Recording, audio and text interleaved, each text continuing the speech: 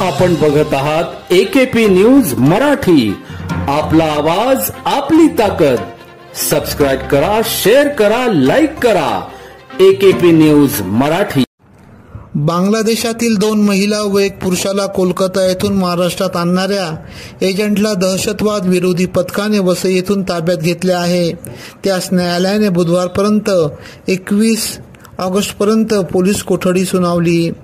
अब्दुल अय्यूब मुल्ला राहणार नालासोपारा, वसई जिल्हा पालघर असे अटक केल्याचे नाव आहे। दहशतवाद विरोधी पथक व इंदिरानगर पोलिसांनी रविवार दिनांक 18 ऑगस्ट रोजी पाथर्डी गावात कारवाई करत असताना 2 महिलांसह शागोर मोहम्मद अब्दुल हुसेन मानिक राहणार बांगलादेश यास ताब्यात घेतले। तिघेही अवैधरित्या भारतात आले असून नाशिक शहरात वास्तव्यात करत असल्याचे उघड झाले।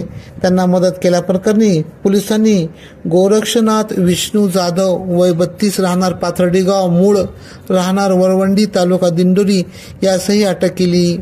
सखोल चौकशी असता तिघांनाही जाधव याने पाथर्डी गावात राहण्यासाठी व्यवस्था करून दिल्याचे निष्पन्न झाले।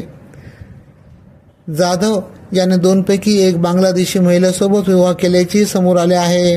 दहशतवाद विरोधी पथकाने वसई येथून संशयित अब्दुल मुल्ला यास पकडले। संशयितांनी 3 बांगलादेशीयांना कोलकाता येथून मुंबईला आणण्याचे उघड झाले असून त्याला न्यायालयाने बुधवारपर्यंत पोलीस कोठडी सुनावली। एजंट मुल्ला याची आई बांगलादेशी असून ती मयत असल्याचे विश्वसनीय सूत्रांनी सांगितले।